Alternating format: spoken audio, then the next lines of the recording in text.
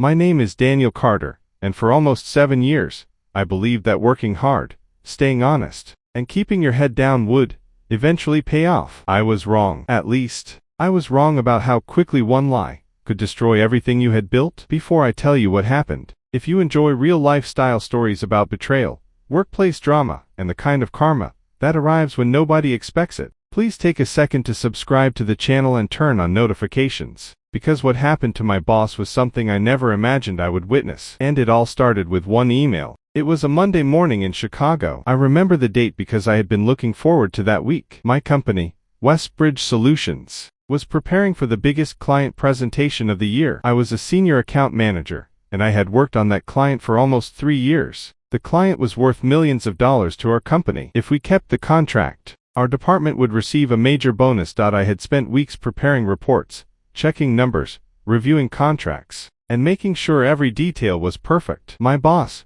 Richard Mason, was the regional director. He was the kind of man who always looked confident. Expensive suit, perfect haircut, luxury watch, and a smile that disappeared the moment someone stopped being useful to him. I had never trusted Richard completely, but I respected his position. At least, I tried to. That Monday morning, I arrived at the office around 7:30. My desk was covered with documents from the weekend. I opened my laptop, made a cup of coffee, and started reviewing the final presentation. Everything looked fine until 8:17 a.m. an email appeared in my inbox. The subject line said, "Urgent, client file security breach." My stomach dropped. I opened it. The email came from our company's security department. It said someone had accessed confidential client information from my computer late Friday night. According to the report, sensitive pricing documents had been downloaded and sent to an outside email address. My employee was attached to the activity. I stared at the screen. For several seconds, I couldn't breathe. Then I checked the time. Friday night. I had been home. I knew because my wife, Emily,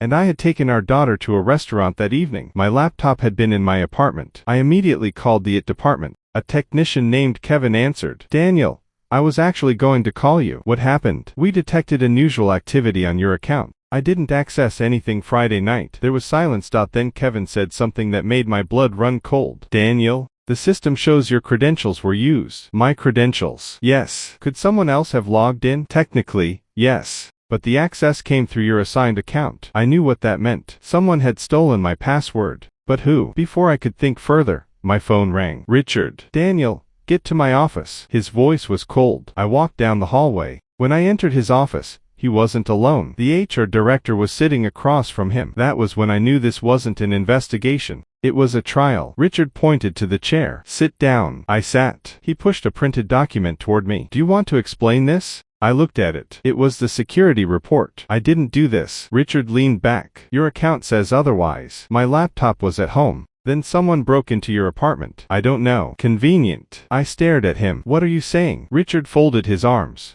"I'm saying we have confidential information downloaded using your credentials." "I didn't do it." The HR director finally spoke. "Daniel, the company takes this matter extremely seriously." "I understand. We need your cooperation." "You have it. Then tell us why you accessed the files." "I didn't." Richard slammed his hand against the desk. "Stop lying." I froze. That was the moment I realized something. Richard wasn't surprised. He wasn't investigating. He already had his story. And somehow, I was the villain in it. I stood up. "Check the building cameras. Check the server logs. Check my laptop." "We already checked the logs," Richard said. "Then check again." He smiled. "You don't get to give orders here." I looked at the HR director. "At least let me defend myself." She looked uncomfortable. Richard reached into a folder. Then he pulled out another document. "This is your termination notice." I couldn't believe what I was hearing. "You are firing me, effective immediately, for something I didn't do." Richard looked me directly in the eyes. "Daniel, your employment is being terminated for violation of company security policies." My hands started shaking. 7 years. 7 years of coming early, working late, taking calls on weekends, saving difficult client relationships, and it was over in 10 minutes. I looked at Richard. "You're making a mistake." He stood up. "No, Daniel, I'm protecting this company." I almost laughed. Protecting the company. Something about his words didn't sound right. As I walked back to my desk, everyone became strangely quiet. Some coworkers looked away. Others stared. I packed my things into a cardboard box. My coffee was still sitting beside my computer. I picked it up. It was cold. 7 years of my life fit into one cardboard box. As I walked through the office for the last time, Richard stood near the conference room. He looked satisfied, almost relieved. I didn't understand why, but I would later discover the truth. And when I did, everything would change. The first few days after I was fired were horrible. I couldn't sleep. I kept replaying that meeting in my head. Why had Richard been so confident? Why had he refused to investigate? And most importantly, who had accessed my account? Emily tried to keep me calm. Daniel, you didn't do anything wrong. I know. Then eventually they'll figure it out. I hope so. But I wasn't convinced. I started looking for another job. Unfortunately, my termination had already started following me. A former coworker quietly told me that Richard had described me as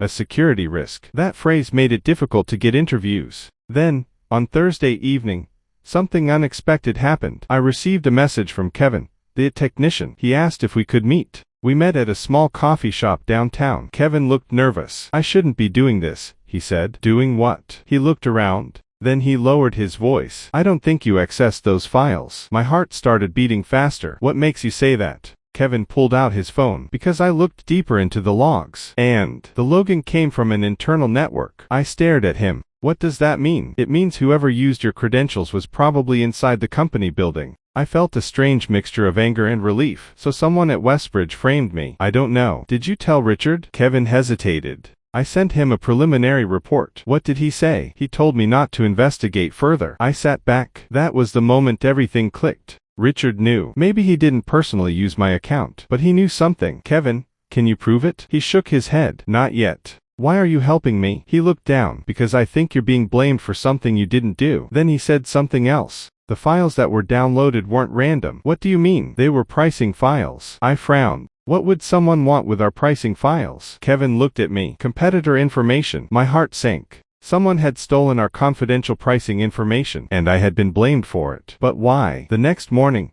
I started digging. I checked old emails, saved documents, messages from coworkers. I found something strange. 2 weeks before I was fired, Richard had asked me to prepare a private report about our largest client. I had prepared it. But Richard had requested information I wasn't comfortable sharing. He wanted our lowest possible pricing numbers. I asked why. He said it was for strategic planning. At the time, I didn't question him. Now I did. I searched through my old email, and there it was. An email from Richard. He had asked me to send him the exact pricing information. I had sent it, but there was something unusual. The email had been forwarded to another person, a person whose name I didn't recognize. I called a former colleague. Her name was Sarah. She had worked in finance. Sarah, do you know someone named Mark Reynolds? She went silent. Why? Do you know him? He's a consultant. Consultant for Westbridge? No. Then who? Sarah lowered her voice. He's connected to one of our competitors. My heart sank. I knew then that this wasn't just about getting me fired. Something much bigger was happening. I contacted an employment attorney. I explained everything. He told me not to contact Richard directly. Keep every document, he said, every email, every message, and don't make accusations you can't prove. So I waited. 3 days later, I received a call from an unknown number. It was the HR director. She sounded nervous. Daniel, we need to talk. About what? There may have been an issue with the termination. I almost laughed. An issue? We're reviewing the investigation. Why? We found inconsistencies. What kind of inconsistencies? She hesitated. Security logs. I immediately knew. Does Richard know? Another pause. Yes. That answer told me everything. The company was beginning to realize they had made a serious mistake. But the story wasn't finished, because that same evening, something happened that changed the entire situation. I received a package. Inside was a flash drive. There was no name, no letter, just one handwritten sentence. You were never supposed to find us. My hands were shaking as I connected the drive to my computer. There were several files, emails, invoices, payment records, and one spreadsheet. I opened it. My heart stopped. The spreadsheet showed payments from an outside company to a consulting business. The consulting company was connected to Mark Reynolds, and the payments had been approved by Richard Mason. I stared at the screen. Richard wasn't protecting the company. He was protecting himself. I immediately contacted my attorney. He told me not to open or modify any more files. He made copies and preserved everything properly. Then he contacted Westbridge. Within 24 hours, the company's legal department requested a meeting. This time, I wasn't sitting alone in Richard's office. There were attorneys in the room. HR was there. Senior management was there. And Richard was sitting at the end of the table. He looked different. For the first time since I'd known him, he didn't look confident. One of the executives placed a document on the table. Daniel, We've reviewed the security incident. I said nothing. He continued. We have reason to believe your account was compromised.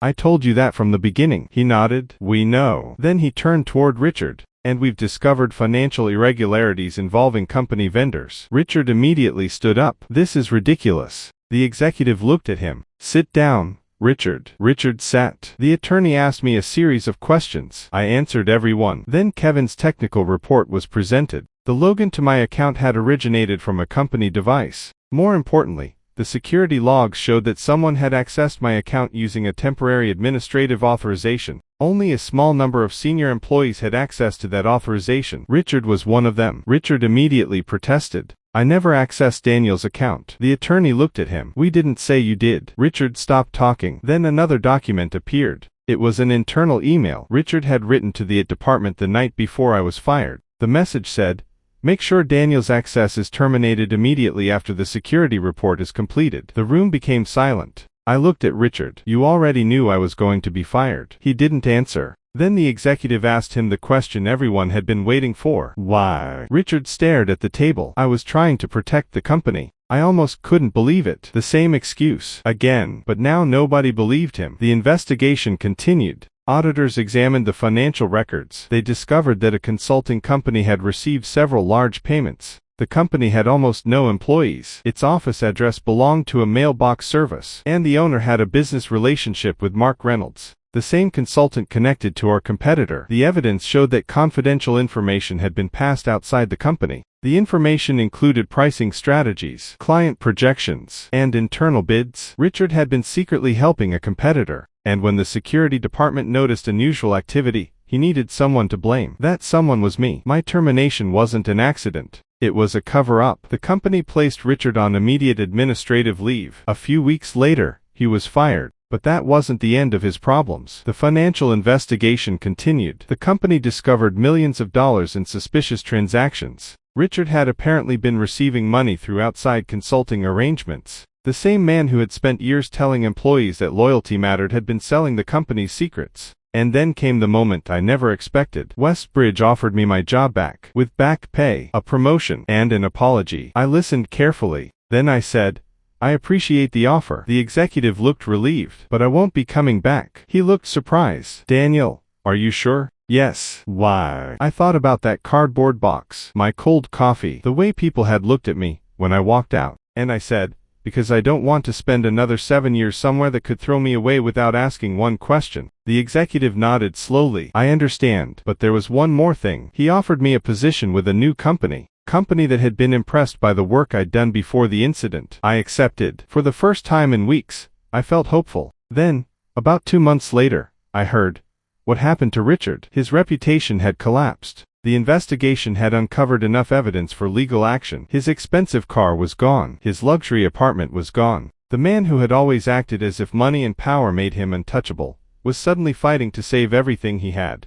But what happened next was the part that stayed with me.